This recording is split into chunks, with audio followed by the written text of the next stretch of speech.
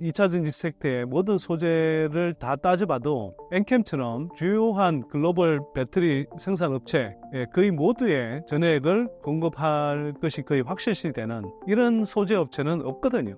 테슬라를 비롯해서 GM, 포드, 토요타, 혼다, 현대기아차, BMW, 폭스바겐 거의 모든 등등의 전기차 모델들이 쏟아져 나와서 팔리게 되면 그만큼 비례해서 엔캠의 실적은 향후에 증가할 수밖에 없다.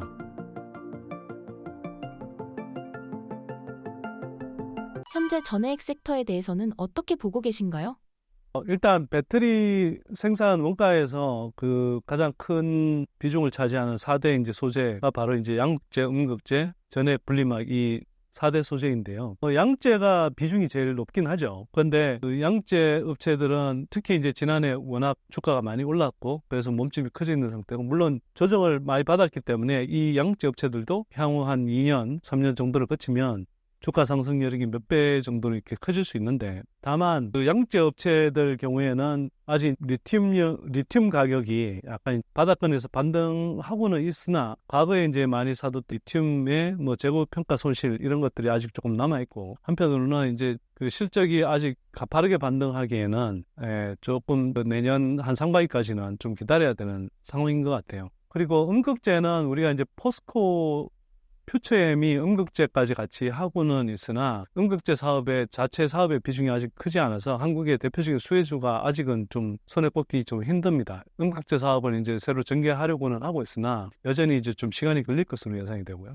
배터리 소재들 가운데 이 남은 전해과 분리막의 경우에는 미국 현지에서 이제 직접 생산을 해야 그 IRA 세제 규정상의 혜택을 받을 수가 있습니다. 그러다 보니까 지난해 말부터 전해과 분리막이 같이 좀 주목을 받았는데요. 그러니까 IRA 세제 혜택의 수혜 종목으로서 그 전해과 분리막이 같이 주목을 받았음에도 불구하고 전해액은 종목들은 대체로 주가가 크게 이제 상승한 반면에 분리막 업체들은 주가가 상승하기는 그냥 오히려 막 떨어지고 그랬어요. 그 차이는 일단 전해액은 선대인이 소개했고 분리막은 여의도 증권가 기관들이 엄청 밀었다는 거고요.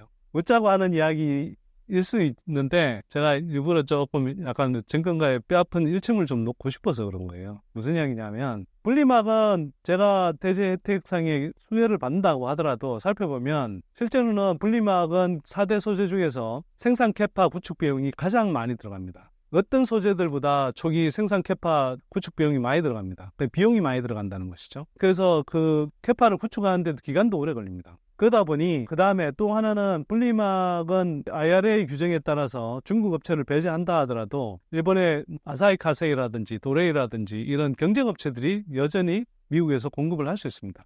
근데 전해액은 중국의 캡캠, 틴치 같은 이런 전해액 업체들이 미국 시장에서 배제가 되고 나면 일본의 경쟁 업체들이 거의 없고요. 한국에 그러면 엔캠을 비롯해서 한국 전해액 업체들밖에 남지 않습니다. 그리고 분리막과는 다르게 그 생산 캐파 구축 비용이 가장 적은 소재예요. 그래서 전해액 업체들의 경우는 생산 캐파 구축 비용도 적고 그리고 생산 캐파를 구축하는 데 걸리는 시간도 적게 걸리고 그리고 그걸 구축하면 거기에서 나오는 실적이 굉장히 큰 대표적인 소재인 거거든요. 그래서 예를 들면 한 만 톤당 우리 돈으로 한 200억 정도를 투자하면 거기에서 연간 1,000억 원 이상의 매출이 나옵니다. 거기에서 또 연간 100억 원 이상의 영업이익이 나오는 거고. 그러면 한번 생각해 보십시오. 200억 원을 처음에 투자해서 연간 1,000억 이상의 매출이 나오고 100억 이상의 영업이익이 나온다 그러면 그게 흔히 말해서는 ROIC라고 하는 투하 자본 대비해서 이익률이라는 것이 어마어마하게 높은 거거든요. 그러니까 여의도 증권가에서 밀었던 이제 분리막의 경우는 초기 생산 캐파 구축 비용도 많이 들어가고 근데 실적은 빨리 나오지 않고 거기다가 중국 업체를 배제하더라도 일본 업체들 경쟁 업체들로 남아있고 이러면 사실은 실제로는 그 수혜를 보기가 쉽지 않고 그 수혜를 본다 하더라도 그 수혜의 그 타임라인이 한 몇 년 후에 본격적으로 발생하는 거거든요. 그럼 사실은 오히려 그리고 초기에는 그 과도한 투자 비용에 따른 감가상각 비용이 들어오면서 실적으로는 부정적인 영향을 미칠 가능성이 높아요. 그러면 이걸 투자하면 안 되겠죠. 더구나 한국에 그 분리막 업체 2개가 있는데 대표적으로 그 2개 업체가 이미 실적 대비해서 가치 평가를 되게 많이 받고 있는 상황이었어요. 그럼 이거 추천하면 안 되잖아요. 누가 생각해봐도. 근데 기관들은 이상하게 IRA 그 세제 혜택상, 예, 북미의 생산 캐파를 가져야 되고 중국 업체하고 이제 업체가 배제되는 이 전액과 분리막을 놓고 전액은 전혀 언급하지 않고 분리막만 엄청 소개를 한 거죠. 추천을 하고. 예. 그러나 어디 뭐 본질이 어디 가겠습니까? 그래서 분리막 업체들은 주가가 오르기는커녕 2차전지 섹터 전반의 조정과 더불어서 주가가 계속 가라앉았고요. 반면에 제가 이제 좀 주목해서 보라고 했던 전액은 제가 그러니까 지난해 한 10월 정도부터 1년 전부터 전액을 주목해서 봐야 될 때라고 했는데 그때가 거의 단기 바닥 구간이었고 그때로부터 몇 배씩 주가가 올라온 그런 업체들이 탄생한 거죠. 그러면 지금이라도 다시 전액을 봐야 되냐? 예, 이 문제가 남는데 저는 여전히 전액은 뭐 앞으로 성장 잠재력이 되게 이제 큰 섹터라고 보고 있습니다. 예. 일단 전액 종목은 엔캠, 솔브레인 홀딩스, 그다음에 동화기업, 덕산테크피아 이 4개 업체가 있어요. 이 4개 업체가 있는데 우선 엔캠이 이 4개 업체 중에 일종의 대장주 역할을 하고요. 아까 앞에서도 말씀드렸지만 중국 시장을 배제한 미국, 유럽 시장에서 가장 이 생산 캐파를 많이 구축하고 있는 1등 업체이고요. 엔캠은 북미로 한정해서 이야기를 하자면 북미에 지금 구축되어 있는 배터리 생산 캐파 19개 가운데 18개에 모두 전액을 공급하고 있는 업체입니다. 그리고 유럽에 배터리 생산을 하겠다고 시도하고 있는 노스볼트라든지 ACC라든지 모로라든지 베르코아라든지 이런 주요 유럽의 향후 이제 그 배터리 생산 캐파를 구축하고 생산하려고 하는 그런 업체들에도 모두 진입했거나 진입하려고 하고 있는 상태이고 심지어 중국의 CATL하고 비아디에도 지금 진입 가능성이 매우 높아져 있는 업체입니다. 이렇게 이제 보면 모든 어떤 2차전지 섹터의 모든 소재를 다 따져봐도 엔캠처럼 이렇게 주요한 글로벌 배터리 생산 업체 거의 모두의 전액을 공급하거나 공급할 것이 거의 확실시 되는 이런 소재 업체는 없거든요. 그리고 이 말인즉슨 엔캠이 공급하는 그런 전액을 사용한 전기차 모델들이 우리가 앞으로 시장에서 만나게 될 주요 브랜드의 뭐 테슬라를 비롯해서 포드, 토요타, 혼다, 현대기아차, BMW, 폭스바겐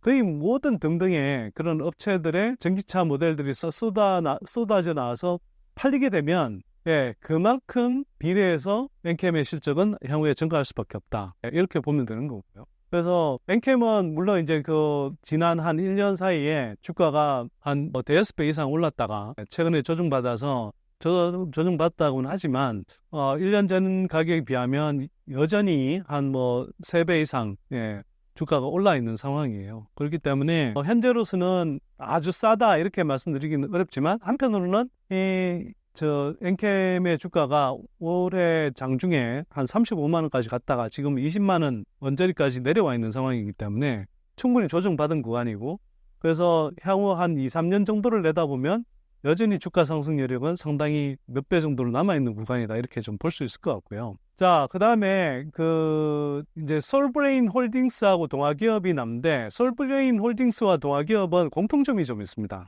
뭐냐면 주주 친화적이지가 않아요. 네. 그래서 외부 투자자들과 소통을 좀 적극적으로 하지 않는 이제 공통점이 있고요. 그러다 보니 상대적으로 다른 전액 업체들이 오를 때 상대적으로 좀 주가가 올라오는 측면이 있습니다. 근데 거꾸로 보면 전액 업체들 가운데 상대적으로 여전히 좀 저평가된 수준에서 머물러 있다. 이렇게 이제 좀 볼 수 있고요. 동아기업 같은 경우는 이제 부동산 기본적으로 우리가 동하마루라고 해서 이 건자재를 본업으로 하고 있는 업체인데 그러다 보니 상당히 좀 경영진들도 그렇고 조금 경영 스타일이 좀 올드해요. 네. 그래서 이제 시장에서 제대로 가치 평가를 못 받는 부분도 있고 한편으로는 이게 이제 부동산 경기 영향을 많이 받다 보니 부동산 경기 부진과 연동해서 동아기업 본업의 실적이 크게 좋지를 않았고 그러다 보니 이제 좀 주가가 계속 이제 좀 조정을 많이 받았죠. 그러나 한편으로 생각해 보면 조정을 받을 만큼 충분히 받아서 더 이상 이제 내려갈 구간이 별로 없다 이렇게 좀 볼 수도 있는 상황이고요. 그래서 적어도 지금 투자한다라고 하면 지금 12,000원대로 기억을 하고 있는데 이 주가에서는 추가로 주가가 빠질 수 있는 리스크는 매우 제한적인 반면에 향후에 주가가 상승할 가능성은 상당히 높은 구간으로 진입하고 있다. 특히 이제 부동산 경기가 어느 정도 바닥을 찍으면서 동아기업의 이제 본업도 이제 적자 구간을 마무리하고 이제 흑자로 전환해서 조금씩 개선되고 있는 상황이고요. 그다음에 전액 사업은 이제 자회사격인 동아일렉트로를 통해서 하고 있는데 동아일렉트로도 대략 한 85,000톤 생산 캐파를 미국에 준비를 하고 있어요. 85,000톤만 해도 대략 8,500억, 9,000억 정도의 매출이 나오고 영업이익이 1,000억 이상, 그러니까 8,000억이라고 하면 8,500을 기준으로 할 때 1,000억 가까운 그런 영업이익이 나올 수 있는 그런 상황이거든요. 그러면 영업이익 멀티플을 15배만 준다 하더라도 1조 5천억인데 이런 상황에서 이제 동아기업 본업이 이제 조금씩 개선이 되고 동아일렉트로라이트의 향후 실적이 이제 좀 어느 정도 주가에 반영되기 시작한다 그러면 주가 상승 여력은 상당히 좀 남아 있는데요. 일단 동아기업 본업의 가치가 대략 그 경기 사이클에 따라서 좀 다르긴 하지만 그래도 기본적으로 한 5천억 가까운 가치를 평가해 줄 수 있는데 지금 시총이 한 6,100억 원대 정도거든요. 그러니까 본업 가치 외에 전액 사업의 가치는 거의 반영이 안 돼 있는 상황이에요. 근데 이 전액 사업의 가치를 아까 말씀드린 대로 한 1.5조 원 정도로 봐준다고 한다면 향후 시총 가치가 한 2년 정도에 걸쳐서 대략 1.4조, 1조 4천억 원어치는 더 붙어야 되는 상황이고 그렇게 보면 지금보다 주가가 한 3배 가까이, 3배가량으로 이렇게 올라갈 수 있는 여력이 남아있다 이렇게 이제 좀 볼 수 있겠죠. 어쨌거나 당장 빨리는 안 움직인다 하더라도 동아기업은 이렇게 이제 좀 되게 저평가돼 있는 국면이다 이렇게 좀 판단할 수 있을 것 같고 그다음에 솔브레인 홀딩스 같은 경우는 이 회사가 이제 기존에 이제 반도체 사업 쪽에 좀 노출이 돼 있는데 반도체 사업의 이제 실적도 이제 증가하는 구간에 들어가 있고 또 그러면서 이제 전액 사업이 삼성 SDI 향으로 크게 하고 있는데 특히 이제 주력이 삼성 SDI 쪽이다 보니 삼성이 SDI가 캐즘 구간에서도 비교적 상당히 좀 탄탄한 실적을 올렸잖아요. 그런 측면에서 전액 업체들 가운데 중장기적인 성장성 측면보다는 당장부터 시작해서 하여튼 실적이 상대적으로 좀 견조한 전액 업체로 볼 수 있고요. 여전히 이 업체의 경우에도 상대적으로 전액 업체 가운데는 주가가 상대적으로 좀 덜 올랐기 때문에 상대적으로 조금 저평가 구간이라고 생각이 됩니다. 그래서 분명히 상승 여력이 남아 있으나 한편으로는 이 회사가 적극적으로 PR이라든지 홍보 활동을 하지 않기 때문에 이게 이제 또 분명히 주가에 영향을 미치는 측면이 있거든요. 그래서 이런 점을 감안하시되 동아기업이든 솔브레인 홀딩스든 전액 업체 가운데서는 상대적으로 좀 저평가되어 있는 업체들이다 이렇게 볼 수 있을 것 같고요. 덕산텍 포피아 같은 경우도 올 들어서 주가가 많이 상승했습니다. 덕산텍 포피아는 사실 전액 사업에서는 좀 후발주자인데 그럼에도 불구하고 매우 공격적으로 이제 캐파 증설을 하고 또 한편으로는 이 회사도 반도체하고 디스플레이 쪽 화학 소재 사업을 했던 경험과 기술력을 바탕으로 굉장히 효율적인 공정 운영 능력이 있어요. 그래서 이제 배터리 업체들이 이 업체가 미국 테네시 쪽에 전액 생산 캐파를 구축했는데 이 6만 톤 생산 캐파를 1차로 이제 구축을 한 상태고요. 이 생산 캐파를 실사한 결과 배터리 고객사들이 굉장히 이제 만족했다고 회사가 이제 설명을 하고 있는데 이미 상반기에 일본의 센트럴 글라스라는 업체를 통해서 파나소닉이든 최종적으로 테슬라가 파나소닉이든 도요타 같은 그런 업체들 쪽에 공급하는 전액 공급 계약을 맺었고요. 아마 하반기에 지금 하반기 그래봐야 이제 4분기잖아요.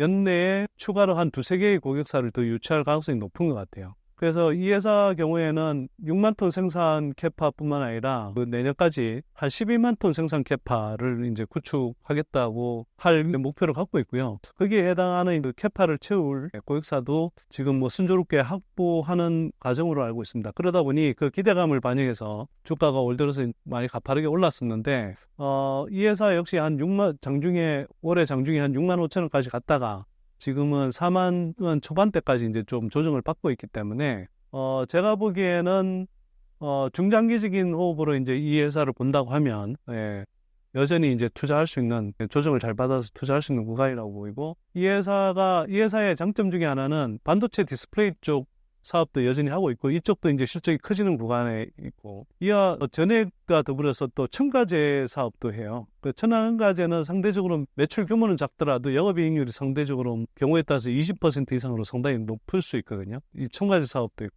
거기에 대해서 최근에는 그 요즘 뭐 위고비 같은 걸로 유명한 그 당뇨 비만 치료제 이런 쪽에 의약품 중간체 공급 사업도 시작을 했어요. 그래서 모두 이제 성장하는 그런 그 사업 부문들을 골고루 갖고 있어서 사업 포트폴리오가 굉장히 매력적이다.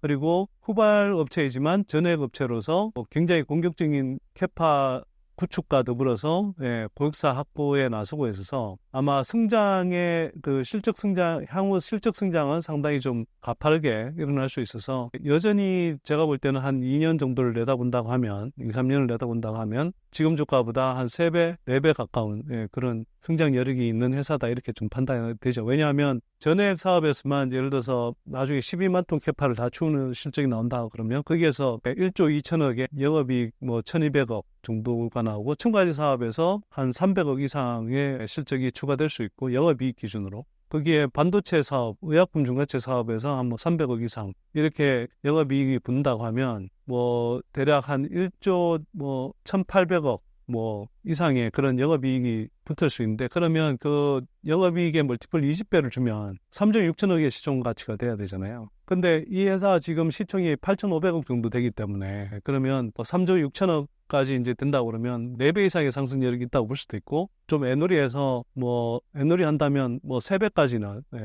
지금 여전히 더 오를 상승 여력이 있다 이렇게 볼 수도 있겠죠.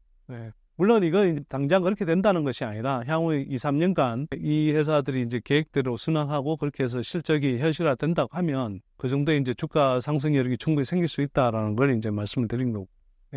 이거는 향후에 이제 어느 정도 추정 가능한 2, 3년 범위 내에서 이제 제가 말씀을 드린 것이고, 뭐 지금 말씀드린 가업체, 뭐 전액뿐만 아니라 사실 2차전지 섹터의 대부분 업체들이 그럴 텐데, 향후에 이제 배터리 시장 성장은 25년, 26년에 그치는 게 아니잖아요. 27년, 28년, 29년, 30년, 뭐 35년, 40년 이렇게까지 계속 성장할 거란 말이죠. 그러면 이 업체들 하나하나가 계속 실적이 성장하면서 주가는 계속 올라가겠죠, 사실은. 그러나 우리가 뭐 거기까지 이제 지금 상상하면서 투자할 수는 없고 어느 정도 예측 가능한 범위인 2년 내지 한 3년 정도를 내다보고 추정해 보자면 그 정도 상승이 가능할 수 있다. 이렇게 말씀드릴 수 있는 거죠. 전액 4개 업체가 다 좋다고 볼 수 있나요?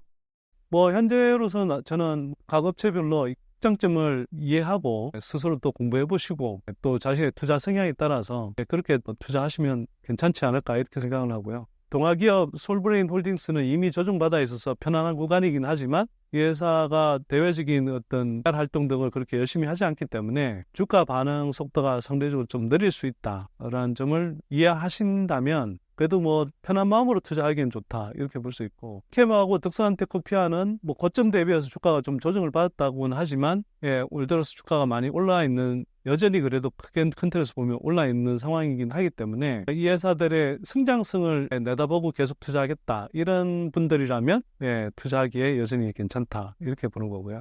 뭐 어느 업체들을 고르든 그냥 단기적으로 뭐 그냥 보지 마시고 이왕 투자하신다고 하면 그래도 2, 3년 내다보고 투자하는 게 맞겠다 이런 생각이 들고요. 2, 3년 내다보고 투자하라는 것은 2, 3년 동안 계속 한결같이 뭐 들고 가기만 하라는 게 아니라 이렇게 투자를 하다 보면 어떤 구간에서 어떤 업체의 주가가 오버슈팅이 나오기도 하고 또 어떤 경우에는 과도한 또 조정을 받기도 하고 그러거든요. 엔캠 같은 경우가 올해 대표적으로 이게 뭐 한때 3만 5천까지 갔다가 10만 원대 안 되던 것이 이제 뭐 20만 원 언제까지 또 조정을 받는데 엔캠이 이제 30만 원 이상 35만 원까지 간 적도 있었고 지금 20만 원 정도의 조정을 받고 있는데 25만 원을 넘어서 그 이상 갈 때는 좀 가열 양상을 보였기 때문에 그럴 때는 어느 정도 수익 실현을 했다가 또 수익 실현한 자금을 가지고 혹시 뭐 이렇게 조정이 안 오면 뭐 좀 아쉬움을 달래야 되겠지만 조정이 온다 그러면 또 이제 그 자금을 가지고 다시 이렇게 조정기에 어느 정도 좀 추가적으로 이제 매수를 하고 뭐 이런 식으로 이제 쭉 가면은 게 오히려 멘탈을 더 굳건히 하면서 중장기적으로 더 물량들을 늘려가면서 투자할 수 있는 좀 방법이다 이렇게 저는 판단하죠.